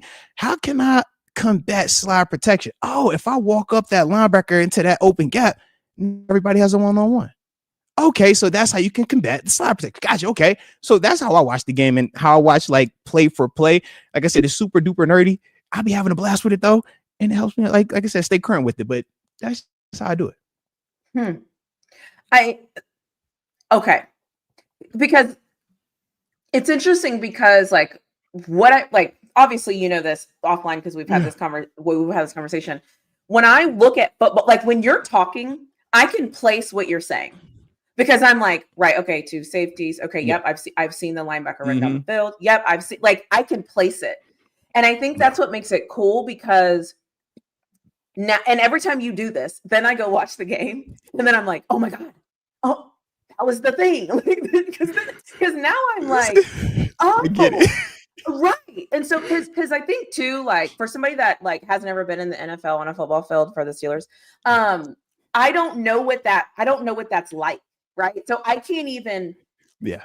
Does that make sense? Like I can't even like feel it, picture it, think it, dream it. Like so what you're expressing, what you're expressing is perfect because that's part of the idea behind the channel. The idea behind the YouTube channel, behind when I do these podcasts is like, yo, I want to be able to share this info, but in a fun way, right? Where it's less serious, where it's not. If we lose, our jobs are at stake. This is way more fun to share that info, to educate, you know? And then that's why we also do the film reviews, right? The Mastermost film session. So that way you can visually see it. Now we circling it up and just take you to the classroom. But that's just the context. You got better understanding. That's it. Yeah. I don't want to be the only one knowing the game. I want everybody to know it. When you said linebacker running down the field, I think last game, I remember being like, now why are we doing this? Like this never works. Yeah, we run to Tampa too a lot. That's I didn't get it. I was like, why are we? So it's so weird. Okay, and then the other thing that's interesting. Okay. Well, and I was gonna say, hold on. Well, I was gonna also say this. So even the history part, the reason why we run that defense, Coach Tomlin was with Tampa Bay when they won the Super Bowl back with Derrick Brooks in that defense, and Derrick Brooks ends up having, I think, 2 interceptions in that game. That's the Tampa 2 defense. He's literally just the middle runner. And for some reason, my man Rich Gannon just kept hitting him in the face with it. Yeah. And that's he was a part of that staff. He was on that defensive staff. He was the secondary coach. So it's like for him, he feels very comfortable in it. As players, I know we hated it when he first started introducing it, just because it's like, yo, you put us in some tough spots. But I get like big picture wise why he likes to run it, because it mirrors a lot of other coverages, and you're just trying to confuse quarterbacks without confusing us as defenders, so we could play fast, but make you see something different every time. And that's kind of I think that and we can end this whenever you're ready, because now I'm like becoming a nerd and I'm like, okay, so tell me about but I think one of the things is, anytime we get a chance to talk ball like tell me about the one thing. Oh man, come on now, TaNeisha. Okay, so now that my brain is so now that my brain is kind of working and trending a little bit here. Okay, so when you're in, how can I ask this question? When you're on the field and there you obviously how you're a defensive lineman, they're doing their job, offensive, whatever, they're engaging with the offensive lineman, whatever. You know what they're supposed to be doing, right? Because that's what the whole week is about, and you kind of know the responsibility assignment, whatever. Yeah. it's part of the being disciplined part, trusting that they're going to do their job. And if you don't trust them to do their job, what does that look like for you? So like, great. No, that's a great question. I know exactly what you're asking. Okay. TaNeisha, there are no bad questions, especially when it's coming from a person with a PhD. Should I get my notepad ready? Should I be like, look, I never a bad question. And y'all hit that like button one time for the coach. Don't forget to subscribe either if you're new to the channel. And make sure y'all drop a subscription. And make sure y'all drop a subscription on her channel as well at Really Full. Y'all already know how we doing it over here, all right? But in terms of, being disciplined and the trust and element of it, it's a nuance, right? So as a veteran player, yes, by year 4, I knew every person on my defense, what their role, what their jobs was on every call. Granted, that was my 3rd defensive coordinator at that time. I was a nerd, but that's just who I am, right? Not everybody does it to that degree. It's no different than in life, right? We got some people that are like, yo, he's an overachiever at his job. She does the bare minimum. Hey, bro, they looking for, however they can get out of there early. Yeah. So you get that part. So bare minimum, we always just say, if everybody's just doing their job, good. Now you're an overachiever if you know what his job is, though. And my thing is, I felt like the more information I knew, the better a player I can be, because I didn't view myself as the greatest athlete, right? Even though to make it to this level, we know, you have great athleticism. When you are in the land of 1%ers, the 1%ers of those 1%ers make 1%ers feel like we ain't 1%ers, if you catch what I'm saying. Yeah. When I stood next to Mario Williams the first time, it's like, hey, bro, no, this is crazy. I'm not that. You ever seen Ryan Shazier run? It's like, bro, I'm fast. I'm not that. What? So those are some of the things that, I felt like I had to overachieve to learn the puzzle. So it's like, okay, if I know as a inside linebacker and I got Cam Hayward to my side, is the ball going to get past Cam Hayward's right shoulder, his outside shoulder? Absolutely not, because Cam is very fundamentally sound. He gets off the ball extremely well. I know he's going to be fundamentally sound, get 1 yard upfield and sit down, and it's going to force it back. So me being disciplined just means I can slow play this inside out. If I want to shoot the gap inside of Cam, I can do that because Cam has me covered. That's me trusting Cam. That's also me being disciplined. That's also big understanding. Now, say that is a person not named Cam or Derek Harmon. There we go. Keep it simple, right? Not name those two. I better be a little bit different about that, because there isn't a guarantee that he might not be a rookie, right? Sometimes it's guys that just, they just ain't playing well. It's like, hey, man, I don't know. So that's why I just left it at that. Just kept it clean, right? Just you exclude the ones that you trust, and then you just leave everybody else. It's in the ether. It is who it is, right? Okay. So when those guys happen, that makes it a little bit different, because now you're saying as an LB, yes, my job is to be in the inside gap. And yes, this guy should make sure that everything gets boxed in. But I know that guard is really good. I know this DN/D tackle isn't the most consistent. There's a chance that he gets reached. Now, if he gets reached, are you, are the coaches, are the fans going to want to hear me say, hey, guy, I was in my gap. I did my job. No, you're going to be saying, why didn't Patrick Queen go make that tackle? Where was Peyton Wilson go make that tackle?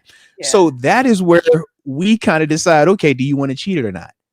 And there's times where you can cheat it, and there's times where it works for you, right? That guy gets reached, you make the tackle, no harm, no foul. Then there's times where he doesn't get reached, but you are out of position because you're anticipating him getting reached, and now it's in your gap. And now we're like, hey, bro, what are you doing? And that's the pro and the con to trying to help another person out because you don't trust them all the way.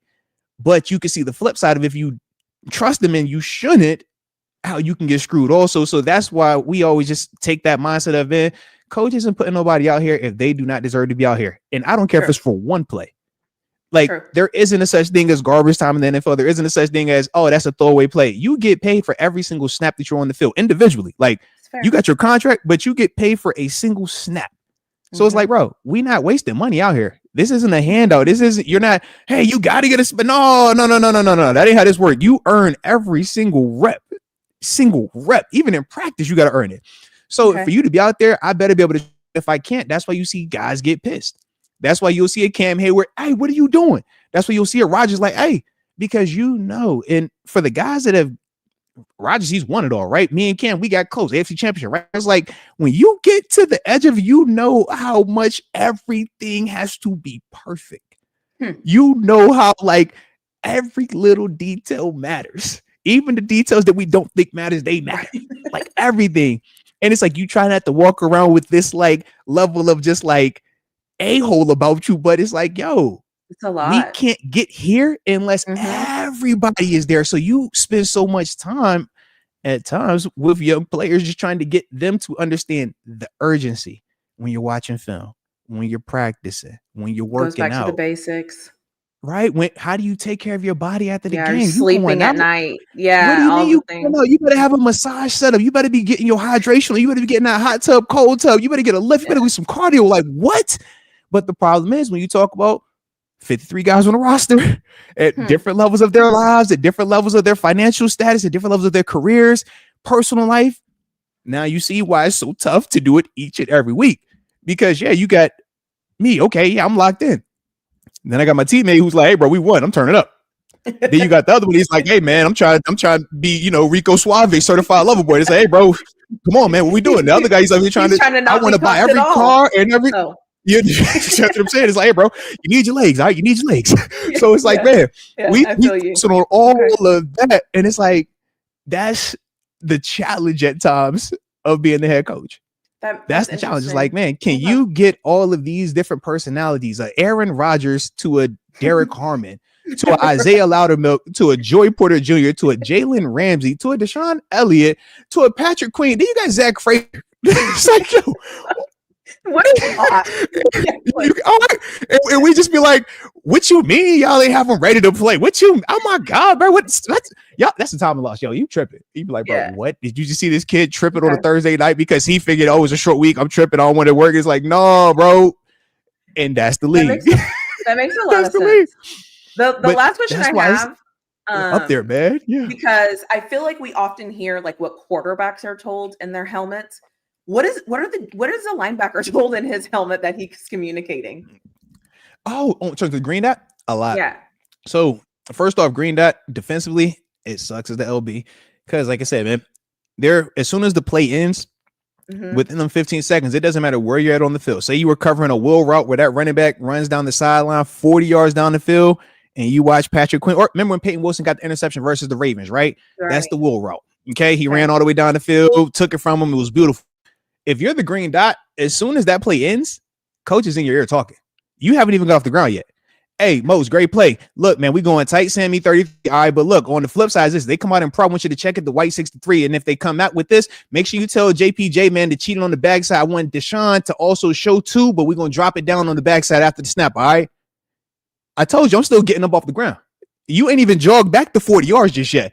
And you heard everything he just told me because you got 15 seconds for that thing to talk to you. So now, catch your breath. High five, you guys. Hey, great play, Moats. Hey, get to the front of the huddle, and you know what Cam's saying? Hey, Moats, call. Hey, bro, I need to call. Rance, hey, bro, call. What's the call? You.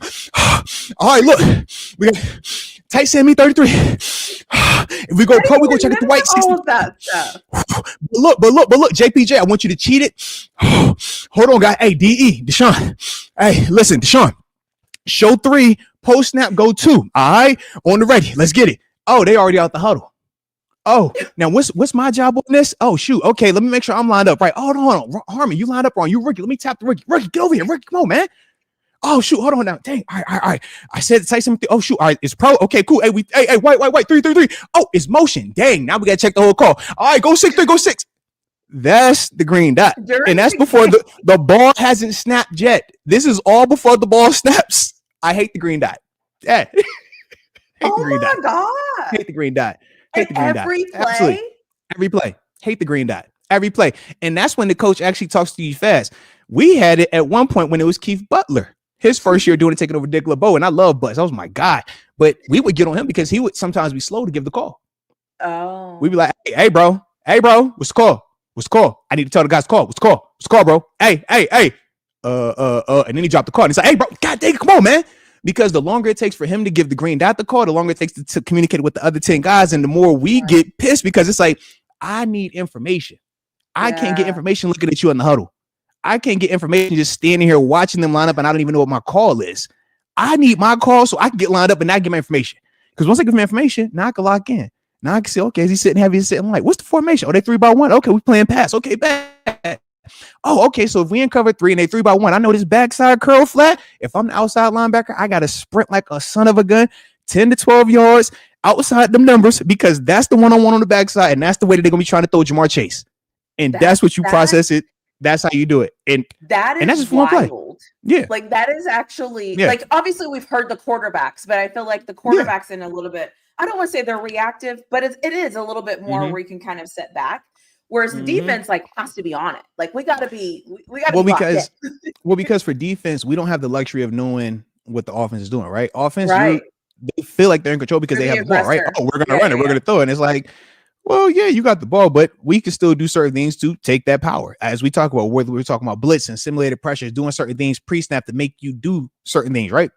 But it's a lot of communication. We say a quiet defense is a dead defense.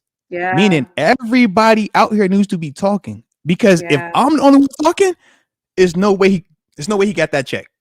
Yeah. There's no way that guy over there got that check. When that motion happens and you see all them, ta-da, we got to get on the same page, because that call is changing. And that's the big difference between college and pros. College, man, you in cover 4 versus anything. We're in cover 9 versus anything. We're going to play this cover 2 till the cows come home, all right? Like, we not changing that call. And that's why you see offenses light them up and they hurry up, because it's like, yo, I know you can't change this call. You only have a handful of calls because you don't have enough time to prepare for this. We're in meetings all week. This is all we do. And that's why when you get like a long pass or a long drive or a long something, the offense is like, let's go. Because these guys got to run back. They got to listen. They got to get position. They got to do all this stuff. We need to press the gas. Like we don't care what they got going on. Like we got to go, because that's the advantage. The advantage is speed. Interesting. Absolutely. Okay. So why do you think hurry up offense typically has a lot of success? Or you see at the end of the half, you're like, yo, this offense sucked all game, but at the end of the half, they picked it up. What was this? Just catching them off guard. But why can't you just hurry up offense the whole game? Well, the problem is this: if you hurry up the whole game, an incompletion, now you just getting a quicker 3 and out, right? Those are the flip sides to it. Oh, yeah, you're in a hurry to get something. That's cool. But if you're not having positive plays on top of that, that's where it can hurt you. So you got to be picking and choosing. No different than a blitz, right? Hey, blitz. Blitz sounds good until you blitz and they throw it and you short a guy in the secondary. It's like, hey, man, you don't want to do that too much now. So everything has a balance. Everything, if you're doing it thoughtfully and you're doing it in the right situations, you can make it beautiful. And that's why we like Aaron Rodgers, how he'll speed up this. You see him speed up the offense, right? Do you see him slow it down a little bit? He's just, hey, let me give you this. Oh, I'm gonna show you that. I'm gonna give you the illusion I'm giving you this, and then I'm gonna hit you with that. All right, I'm gonna act like I'm going slow. Oh, quick snap. You're like, God dang. So as a defender, we hate that because it keeps me on my toes. I don't feel like I'm in rhythm. I can't get all right, I can rest right here. You just never know. And that's what he knows, and that's veteran. That's what veteran quarterbacks are capable of. Rookies are thinking about, what's my job, right? We said Isaiah Bond last week. We said, so you can see the difference, right? Spot and turn. As a guy who's been in that position, it's like, I know exactly what that is because we've done that. It's like, yo, I know that feeling right there. And then you look on the flip side, it's like, oh, why does DK do that? Because he's comfortable. He's been doing it for a while. He knows he can. And that's just all that is. But you got to be out there to gain that experience. Absolutely. Yeah. No, I appreciate that, because I feel like there's so many things that happen where I'm like, why is this? But now it's almost like another piece to my like football puzzle where I'm like, oh, okay. Now when I see it, because sometimes I'm like, why are we always hurting when we do this? But now I'm like, we're doing that because you're at the advantage. You got to go. Like it's time to go. Hurry up, always advantage to the offense defensively. If you don't have hand signals, it becomes a nightmare, because verbally, you heard me give you the verbal communication of green dot after a play, get back. When it's hurry up, you don't even have time for that. Yeah. Hurry up offense. You better have a check, or it's usually, yo, we got whatever or whatever you called on the first play of that series is what you're going to be in the whole rest of that series. And they know that also. So now you're like, dang, we're stuck in cover 3, and they know where the weakness of this defense is, and we can't hide it. So now you're either going to look to burn a timeout, pray that a sack happens, or they make a mistake in terms of throwing the wrong way or something, because it's just like certain coverages have weaknesses. It's just natural. It's like, yo, cover 3 football.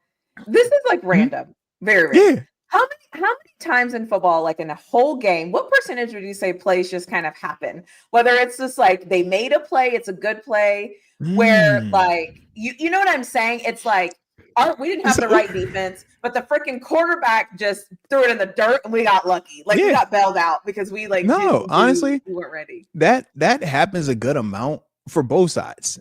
Okay. But it just depends on how you perceive it. So, like, for example, we can have a blown call, but if we get a sack on that play, we're like, yo, TJ, you did your thing.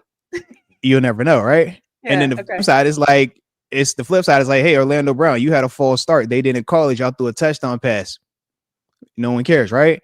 And it's all good. So that stuff happens in the game. And our whole theory is like, man, over the course of 60 minutes, fluky calls, bad officiating should not take over if you are playing your best for 60 minutes. The better team traditionally wins, unless we're talking like the outliers, right? This happened on the last play. This happened at the most critical moment. Like that, we get it. But as a whole, those are outliers, right? Everybody, oh man, that Saints versus Rams. It's like, bro, how many times have we seen that though? It was a rarity. It happened, but it didn't happen again. It's like, so certain things, yeah, we get it. But as a whole, if you're the better team, it should show. And if you play your best in terms of no turnovers, no penalties, right? Or not penalties, the turnovers and missed assignments. Those are the things that get you beat the most. The penalties are bad, but you can overcome penalties because we say that's officiating. Some of the calls are good, some of them aren't good. But what you can't overcome traditionally, you turn that ball over, you start blowing calls in terms of, I blocked the wrong guy. We used to have times where we would watch our offense linemen both running into each other. We're like, hey, bro, what are y'all doing? That's a blown call. Yeah. It's not as sexy as when you watch that corner playing cover 2 when he should be playing man. And we're like, why did you stop? And he just, you know what I mean? Yeah. But that's still a blown call. Hey, Rodgers, you're supposed to be throwing to the front side and you read it wrong and threw backside. It was incompletion. Still a blown call. But certain positions is hidden a little bit more. You kind of get away with it. Running back hits the wrong call. It's like, yo, but it happens. All of that happens. But like I said, 60 minutes, protect the football, no blown calls. You should be out of that stadium with a win. I love that. And that's what should be the case tomorrow. Should. Yeah, I love this. Mm-hmm. I think there was a super chat. I don't know. I saw it kind of flash. Great call. Yep, good call on that. Actually, shout out to the homie Tyler front up 334. Didn't proofread this. Good luck.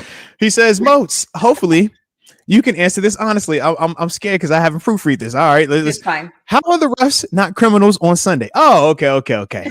How does TJ get the thumbs up, but then flag for all sides? Yeah. I mean, shout out to the refs, man. They messed up. It's human. It's human nature.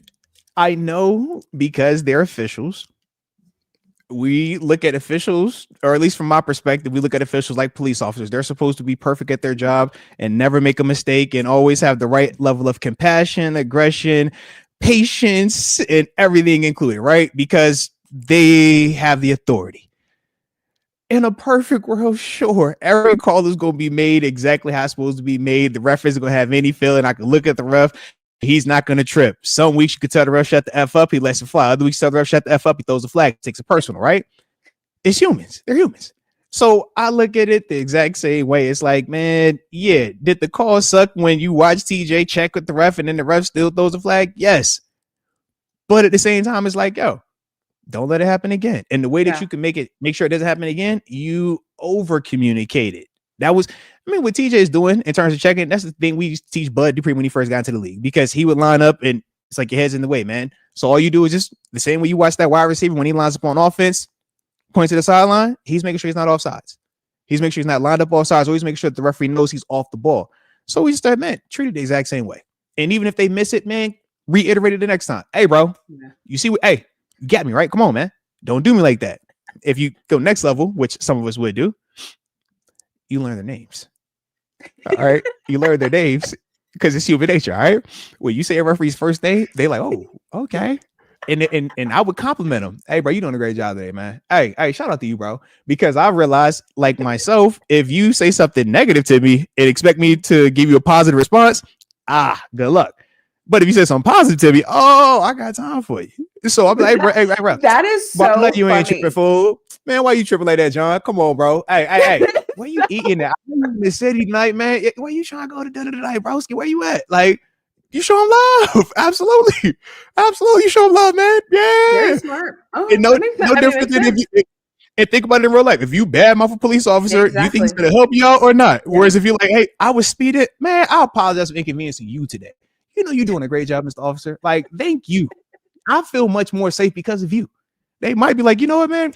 You all right, we'll get a warning. Just let me know. All right. So, their parents. We're just kidding. My come on, man. Even when they make a bad call, even when it's a bad call, and you know it's a bad call, and sometimes you're like, yo, I want to kill this ref. I can't believe you call. You like, bro, I ain't even tripping, bro. You good with me, man. Hey, don't let them hate on you like that, bro. We here. Yeah. Forget those boos. Absolutely. Yeah. They don't know what they're booing. They don't see what you see, ref. Everything is the game within the game. That would be my favorite part of the game, actually. Yeah. So I'll say it like this. When you get to the level where you're able to appreciate it, that is one of the funnest parts of being in the NFL. Like, I remember, like, even with Andrew Luck. Andrew Luck got to that point where it's like, hit him. He's like, yo, Arthur, that was a good hit right there, bro. You really got me. Dang, hey, Moats, hey, I like that, right? And you like, you playing, bro. You complimenting me. Stop, bro. This is nuts. And then quarterbacks know this too. Player to player. If you say our last name, you don't really know us. It's like, bro, you're reading the jersey. So he would say Arthur. Same with Tom Brady. Hey, Arthur. They say your first name, and it's like, you get giddy. It's bad. It's reverse psychology. You're just like, oh my God. That one, Tom Brady knows me. Look, he didn't call me Moats. He didn't read my jersey. He said Arthur. He knows me. And then before you know it, the rest of the quarter, you over here geeked out. She's like, oh my God, the guy knows my name. Oh my God, this is great. This is awesome. Yeah. So human nature. It works both ways. It works both ways. It's the game within the game. It's the game within the game. Yeah. The fact that I get to do this is like my favorite thing, because like there's just like so many things that I've just like seen or wondered or thought about or felt, or I'm like, why is this happening? And it's nice just to be able to be like, is this real? Is what have you seen? Can you name it for me? Because I don't know any words. Yep. So it's nice to like hear your perspective, and then just to get you to talk about it. Because I feel like where do you get to just go and be like, I have a football question? What do you think about but it's like, this is a safe space. It's a safe space. All right. Well, we can talk ball here. It depends on the day. Yeah. As long as you're in control. When I'm in control, it's a safe space. Yeah, it's a safe space. It's not always a safe space, is what I've learned. Okay. It's not always safe. It can get real dangerous. Okay. Get real hot. You never know. You just never know when I'm gonna pop up. You just you just never know. So, yeah. Anyways, well, I appreciate this, and I appreciate you. Yeah. And Heck yeah. Thank you. It's like I said, we gotta do this again, like we always do anyway, so we ain't tripping on it. And of course, we spinning a block on these folk on Friday. For those that don't know, bright and early, we're gonna have a little fun out here. Hopefully. Turning up on a Friday, okay? Yeah. Hopefully. Yeah, we'll be here. Friday. Okay. Yeah, so we'll do an instant reaction. You'll get that video from me, send a prayer, because it will be late at night. So I am not responsible for anything said in that video on Thursday night. Don't hold me to it. I don't know. Reaction to TaNeisha. I don't know. And you might get a hoodie. You might get a tank top. I don't know. Okay. So just let me make it, no matter what I say. I am apologizing ahead of time. Yeah. But then we'll be back Friday. So I'm excited to just looking forward to it. It's gonna be a good one. As always, TaNeisha, I appreciate you anytime you tap in with us. Always a pleasure. Keeps it fun over here. All right. Absolutely. So we appreciate you. And of course, like I said, chat, man, Alex, all good. Don't be in here trying to vote for her to show up in the y'all gotta stop this. All right. You start talking what you wear, and now they want to vote for your outfit. Y'all wilding. All right. I should do that one day. What does it say? TaNeisha should be on the call-in when the call-in happened. Oh, should be on the. I don't know that. Oh, okay. One. I thought I missed something. All right. Oh, no. They want you in the tank top. That's what the votes are. Yeah, that's what they're talking about. That's what they're talking about. Oh, I'm like, when am I calling in? Like, what are we doing? Because right after that chat, all the other ones start popping up. Yeah, man, the tank top. Where the zipper? You would have put another tank top.